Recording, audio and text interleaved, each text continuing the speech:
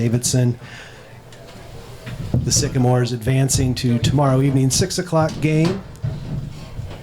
So we'll go ahead and open things up with a statement from Coach Hanna's, and then we will get to questions for the student athletes, and then we'll dismiss them before getting back to coaches or questions for Coach Hanna. So, Coach, go ahead and give us an opening statement. Okay. That wasn't the way we drew it out by any means. I just told our club we made some really uncharacteristic mistakes. We put ourselves in a tough spot. I think when you do that and you don't get a great start on the mound, you're digging uphill, and I just very thankful for what Zach Davidson gave us. I feel like he stabilized the game for us and gave us a chance with some ABs to get back in it. And I knew Grant McGill would do something there. He's done it so many times in a tough spot. So I knew when Miggy walked, we probably had as good a guy as we could have at the plate. And again, it wasn't the prettiest, but it worked out. And I told our club, we didn't play real well, but sometimes toughness and fight and resiliency trumps that. And I felt that's what happened today. All right, again, we'll open it up with questions for the student athletes first. If you do have a question, state your name and media affiliation, please. Hunter Tickle Tribune Start.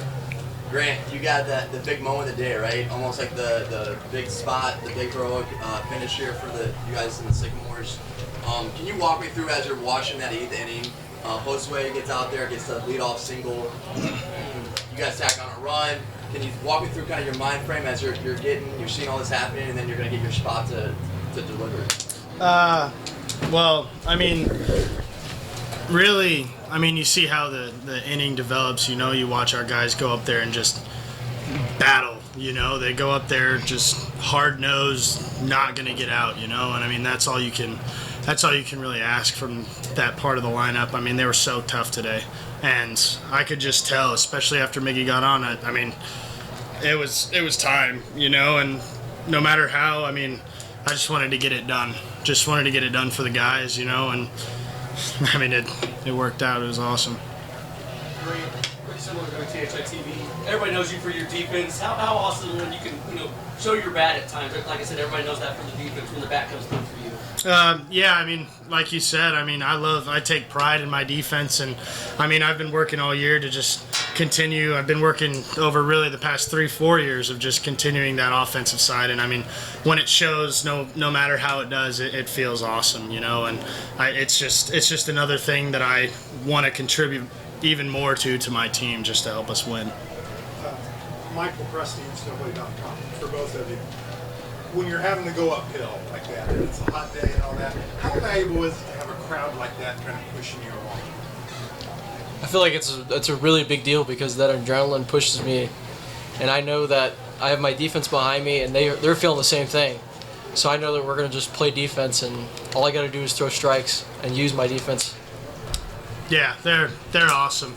I mean, to see the community show up and support us like that, it means so much to us. And I mean, I can't express how grateful we are that the community's coming together like they are. Yeah. Oh, Zach, similar to THI TV. Matt has had very bad starts this year. Obviously, you from update today, you come in and fill in for him. How much is just, I got your back, I'm going to carry this on and carry it forward for the team?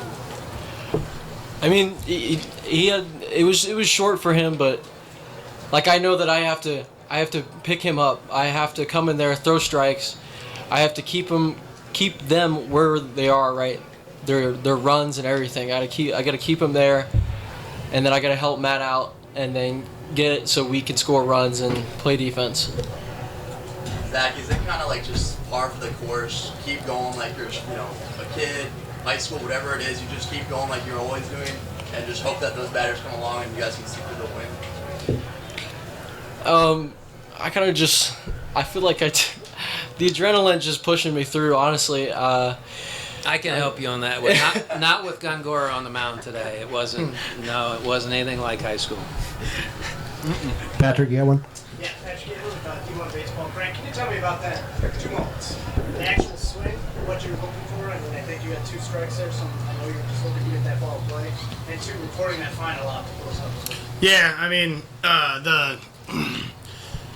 I'll go for your second part first. I had all of the confidence in the world that Jared was going to get him out, and it was just a matter of how, you know. After that previous K, and then what is it, the pop-up, I mean, I'd trust him to face any hitter in all of Division I baseball. And, I mean, especially after that strikeout, I mean, in the back of my head I was like, all right, he's shutting the door, you know, he deserved it. And then the first part, I mean, he landed both those front door sliders, and I was like, all right, I got to strap it on, I got to put a bat on the ball, you know. And I was thinking, you know, I hadn't seen a fastball yet, and odds are, I mean, he could try and sneak it by, but I mean, sometimes I like to shoot that ball to the right side, the fastball, so they wanted to save something in my opinion. And he threw another one of those backdoor sliders, but this one stayed a little straighter, it was a little harder, and I just got my hands on it. And the rest is history. Question right there. So, Grant QW2, to win this game, as Coach said, you guys didn't play your best.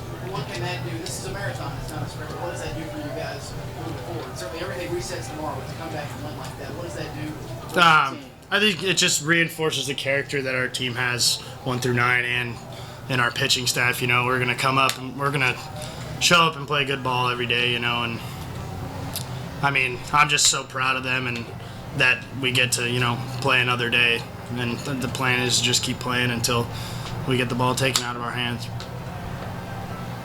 All right, that'll do it for the players. Just a reminder that the locker rooms are closed, but if you do have additional questions, just get with Seth, and then he can help arrange those for you. So players, you're dismissed. All right, so now we'll open it up for questions for Coach Hannes. Coach, you said earlier in the week you had more media attention this week. You didn't know how like the SEC football did with all the attention. Uncharacteristic errors early on from you guys. Do you think the guys were a little too amped up at the start of this game today? I think it was a combination of a couple of things. I think, you know, I think the first mistake we made, we might have been just a little careless. I don't know that that had anything to do with jitters. And the second one we had at third, I think it was just a matter of a ball getting on somebody quicker than maybe it had to this point. And I think our guys understood very quickly, which we talked about, and I talked to my staff. I felt like those front 4 or 5 hitters, you better strap it on. They're tough outs.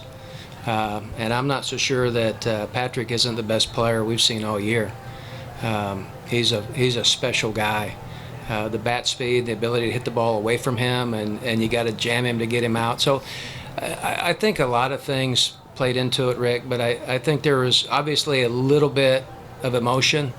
And the hardest thing for young guys is to get away from playing with emotion. They get so emotional that it kind of grips them. And I felt like more than jitters, there's a little bit of emotion taking us over. Speaking of emotion, I mean, going to the move to the bullpen to bring in Davidson, I mean, that's clearly settled things now that Jason, you know, just didn't have his best day. But can you talk about that switch going from the right to the left? Well, Zach has been a big piece for us in the bullpen, and we knew he would command the arm side of the plate, which is something, you know, those 2 home runs ran back to him. And I knew that Zach would command the arm side and push the baseball away from him a little bit and then maybe work that slider off of it just to try to hold him at bay. There were still a couple of swings that, you know, probably could have gotten out if they hadn't hit him way up in the air. But I just felt like he was our best guy at the moment. And it's a tough spot because, you know, in my mind, I'm going back and forth. Do I want to waste a really good pin arm? Are we going to score? You know, you're going back and forth with so many things in your mind but I didn't want to just throw in the towel in that game. I felt like we were still in a place that if we could stabilize it and not let them score again, we might have a chance. But, you know, as soon as he started to stabilize the game, Gongora started throwing really well. And so I thought, gosh, we may not score again. But things just worked out. Go ahead. Bob Cox from the Journal Review in Crawfordsville. 2 years ago, myself and my buddy here, we went down to Vanderbilt. And he reminded me on the walk to this tent, that game was very similar, where we led, Indiana State led the majority of that game. Does that experience obviously kind of come back and help? You think about some of those. We've all been in those situations where you jump out to that 2 or 3 run lead and you're sitting in the dugout and you almost, I'm not going to say you start counting outs, but you start thinking to yourself, okay, if we can get to the 7th or we can get to the 8th. And I remember that Vanderbilt game well. I mean, we're thinking, man, if we could just get through the 7th inning here with the lead, we got a real shot. And things didn't work out. But yeah, those things are in the back of your mind, just like a player that struck out the time before, and how a guy, those cobwebs are always working back there. Any more questions for Coach? Coach, I've got one question. So you guys got to play tomorrow at 6, right, for Game 4 of the regional. Yeah. And you guys are going to be looking at, the winner of UNC Iowa tonight. What does that mean? I know it means you're in the winner's bracket, but what does that mean to get that game instead of be playing here tomorrow at noon? Well, I guess the biggest thing is you're not coming in 0-1. And you feel like, I think the other good piece of that is I don't have to listen to all the criticism that we didn't start Finlong, which I was also thinking about over there in the dugout. Boy, I'm going to get blasted for not throwing Finlong today. But I just felt like if we're going to make a deep run in this thing, we've got to line our pitching up a certain way to do it. And I feel like playing in that night game with Connor Finlong gives us the best chance to make a run at this thing. All right, Coach. That'll wrap it up for you. Congrats on the win, and we'll see you tomorrow night. Thank you, guys. All right, thank you, everybody.